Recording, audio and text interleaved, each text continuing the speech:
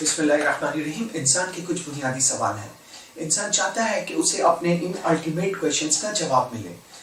शुरू से लेके आज तक मुख्तलिफ इंसान मुख्तलिफ तरीके से इन सवालों का जवाब हासिल करने की कोशिश करते रहे हैं। फलसफे की तारीख में हम देखते हैं कि 5वीं सदी क़ब्ल मसीह से लेकर 2000 ईस्वी तक मुख्तलिफ फलसफियों ने मुख्तलिफ तरीके से इस सवाल का जवाब देने की कोशिश की है, जिनमें कई मशहूर नाम हैं, जैसे अरस्तु, अफलातून, सुकरात, हर्बर्ट स्पेंसर, रसल, कांट, नीट्शे वगैरह वगैरह। तो इन सब के जवाब को जब हम ग्रुप की शक्ल में देखते हैं तो उन्हें 3 हिस्सों में तकसीम कर सकते हैं। कुछ लोग कहते हैं कि इंसान और कायनात का जो रिश्ता है वो बिल्कुल ऐसा है जैसे मशीन और पुर्जा।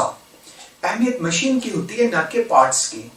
कुछ दूसरे लोग कहते हैं कि इंसान और कीड़े सब बराबर हैं, किसी चीज में कोई फर्क नहीं है।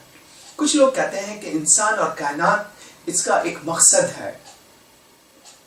इसी तरह इंसान की एक दूसरा बुनियादी सवाल है। वो बुनियादी सवाल यह है कि इंसान की हैसियत इस कायनात में क्या है।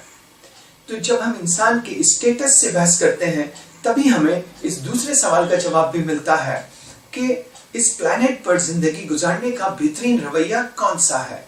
हमें इस सवाल का जवाब नहीं मिल सकता जब तक कि ये पता ना हो कि इंसान की हैसियत इस कायनात में क्या है। मिसाल के तौर पे हम देखते हैं कि एक मकान है, एक शख्स उसका मालिक है, तो मालिक को इख्तियार है कि वो चाहे तो दीवार तोड़ दे। एक शख्स किराएदार है, किराएदार को इख्तियार नहीं कि वो दीवार तोड़ दे, वो सिर्फ उसमें सफेदी करा सकता है, व्हाइट वॉश करा सकता है।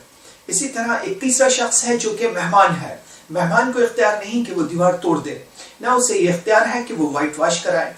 उसे सिर्फ इतना इख्तियार है कि वो अपनी सीट चेंज कर सकता है, सोफे से उठकर किसी दूसरी जगह बैठ सकता है। तो इसीलिए पहले ये जानना जरूरी है कि इंसान की इस दुनिया में हैसियत क्या है। उसी के बाद पता चलेगा कि कौन सा रवैया है जो उसके लिए सबसे ज्यादा बेहतर है। इसी तरह इंसान की एक हैसियत है एग्जामनी की, कि वो दुनिया में इस हैसियत में है कि वो अपना इम्तिहान दे रहा है। तो इंसान जब अपनी हैसियत को समझ लेगा तभी उसके रवैये भी सही हो सकेंगे। कुरान से हमें इंसानी बनावट के बारे में पता चलता है। कुरान इंसानी वजूद के बारे में भी बताता है। पहले ये समझ लें कि वजूद किसे कहते हैं। 2 चीजें होती हैं, एक होता है वजूद एग्जिस्टेंस, एक होता है फॉर्म। एग्जिस्टेंस जो कि असल वजूद होता है, मिसाल के तौर पे ये एक लकड़ी की टेबल है, इस टेबल में से लकड़ी निकाल दी जाए तो टेबल खत्म हो जाएगी। बर्फ में से पानी निकाल दिया जाए तो बर्फ खत्म हो जाती है। एक धागे में गिरह बांधी जाए और उसमें से धागा निकाल दिया जाए तो गिरह खत्म हो जाती है। तो एक चीज है फॉर्म यानी हैत, शक्ल, और एक चीज है वजूद, एग्जिस्टेंस। तो असल चीज एग्जिस्टेंस होता है, ना कि फॉर्म। तो कुरान के मुताबिक इंसान जो है वो उसमें बॉडी भी है, जिस्म जो कि नजर आ रहा है, उसके अंदर रूह भी है जो कि नजर नहीं आ रही।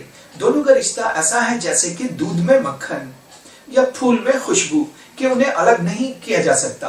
अलग किया जाएगा तो जिंदगी खत्म हो जाएगी। तो इंसान ये तो फॉर्म है जो कि नजर आती है।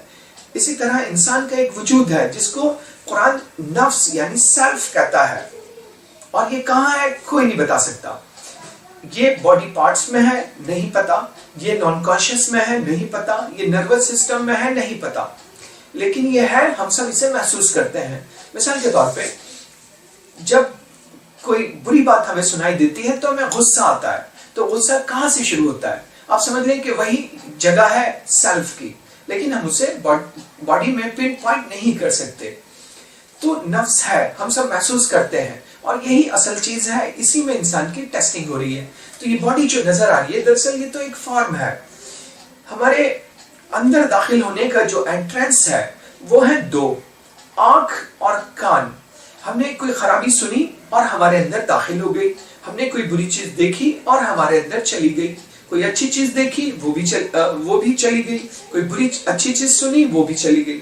तो हमारी बॉडी में, इंसान की बॉडी में दाखिल होने के जो एंट्रेंस पॉइंट है वो है हमारी आंखें और हमारे कान।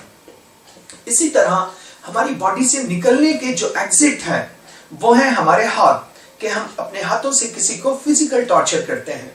और वो है हमारी जुबान, कि हम अपनी जुबान से किसी को मेंटल टॉर्चर करते हैं, ताने देकर, गाली बककर, اور برا بھلا کیا کر۔ قرآن کہتا ہے کہ بے شک آنکھ کے بارے میں، کان کے بارے میں اور دل یعنی مائنڈ کے بارے میں سوال کیا جائے گا کہ انسان نے دنیا میں ان کا اچھا استعمال کیا کہ برا استعمال کیا۔ حضور صلی اللہ علیہ وسلم نے کہا زیادہ تر لوگ 2 وجہ سے جہنم میں جائیں گے، ایک زبان کے غلط استعمال کی وجہ سے، ایک پرائیویٹ پارٹ کے غلط استعمال کی وجہ سے۔ آپ سے پوچھا گیا کہ میرے حق میں سب سے زیادہ خطرناک چیز کیا ہے؟ آپ نے اپنی زبان کی طرف اشارہ کیا اور کہا زبان۔ اسی طرح حضور صلی اللہ علیہ وسلم نے کہا کہ مجھے 2 چیزوں کی گارنٹی دو، میں تمہیں جنت کی گارنٹی دیتا ہوں۔ ایک چیز جو 2 جبڑوں کے بیچ ہے یعنی زبان، اور ایک دوسری چیز پرائیویٹ پارٹ، یعنی ان کا مس یوز نہیں کرو گے تو جنت میں جانا تمہارے لیے آسان ہو جائے گا۔ اسی طرح حضور صلی اللہ علیہ وسلم نے کہا وہ مومن نہیں ہے جس کے ہاتھ اور زبان سے لوگ محفوظ نہ ہوں، یعنی فزیکل ٹارچر نہ کرے اور مینٹل ٹارچر نہ کرے۔ تو قرآن انسان کی بناوٹ کے بارے میں جب بات کرتا ہے تو وہ یہ بھی بتاتا ہے کہ یہ جو انٹرنس ہے انسانی باڈی میں جانے کے، یا ایکسٹ جو ہے جہاں سے چیزیں باہر آ رہی ہیں، کہ آپ اپنے ہاتھ کے ذریعے ٹارچر کر رہے ہیں، اپنی زبان کے ذریعے ٹارچر کر رہے ہیں، اپنے پیر کے ذریعے چل کر غلط کاموں کی طرف جا رہے ہیں اور پرائیویٹ پارٹ کا مس یوز کر رہے ہیں، تو ان کا پراپر استعمال کرنا چاہیے اور ان پر نگرانی رکھنی چاہیے تاکہ یہ مس یوز یا برا استعمال ان کا نہ ہو سکے۔ دوسری بات قرآن یہ بتاتا ہے کہ انسان کا جو نفس ہے، کوئی نہیں جانتا کہ نفس کیسے بنا، لیکن نفس موجود ہے۔ کچھ ویوز یہ کہ باڈی جب روح سے ملی تو نفس بنا، لیکن یہ خیال ہے یہ کوئی کنفرم بات نہیں ہے۔ تو نفس جو ہے اس میں 2 ویریشنز ہیں، یعنی اس کے اندر ایک چیز ایسی ہے جو برائی کے لیے ابھارتی ہے، جس کے لیے قرآن کہتا ہے نفس امارہ، سیڈیوسنگ سیلف۔ ایک ایلیمنٹ وہ ہے جو اچھائی کے لیے ابھارتا ہے، جس کے لیے قرآن کہتا ہے نفس لوامہ، سیلف ایکیوزنگ سیلف۔ تو زندگی بھر انسان کے یہ 2 موٹیویشن اور ٹیمپٹیشن اس کو آتے رہتے ہیں۔ مثال کے طور پہ آپ کے سامنے کوئی بیگر آئے، پہلا خیال آئے گا کہ اچھائی کرو یعنی اس کو کچھ دو، دوسرا خیال آئے گا کہ اسے مت دو، یعنی اچھائی اور برائی دونوں چیزوں کا موٹیویشن انسان کے اندر سے آ رہا ہے۔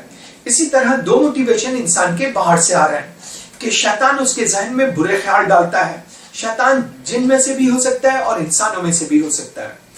اسی طرح فرشتہ اس کے ذہن میں اچھے خیال ڈالتا ہے۔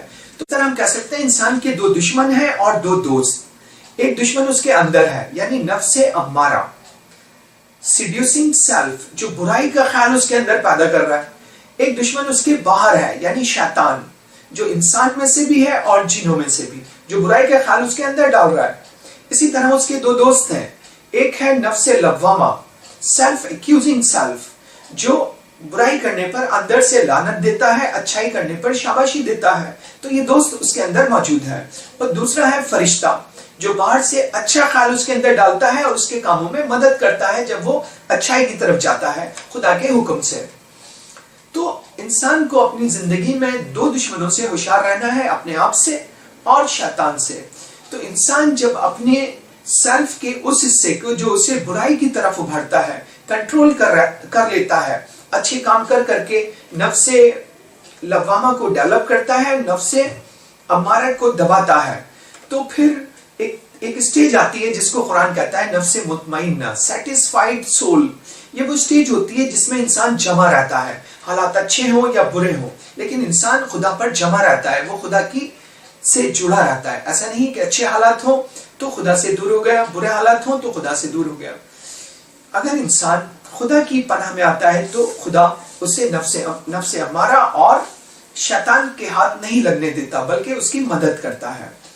تو انسان جب اپنے آپ کو اپنی برائی کو دباتا ہے اور اچھائی کو بڑھاتا ہے تو اس کے لیے اچھائی کرنا آسان ہو جاتا ہے، ذرا سے موٹیویشن پر وہ زیادہ اچھائی کر سکتا ہے۔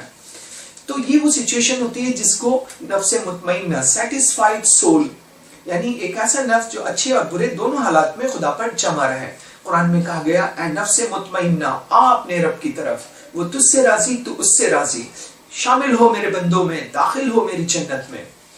یعنی موت کے وقت انسان کا اگر نفس مطمئنہ ہے تو گارنٹی ہے کہ انسان انشاءاللہ جنت میں جائے گا، اور اس کی زندگی کا جو مقصد ہے رضا الہی، پلیجر آف گاڈ، وہ اس نے پا لیا اور اس کو کامیابی ملی کہ ایٹرنل سکسیس جنت کی شکل میں اسے ملی۔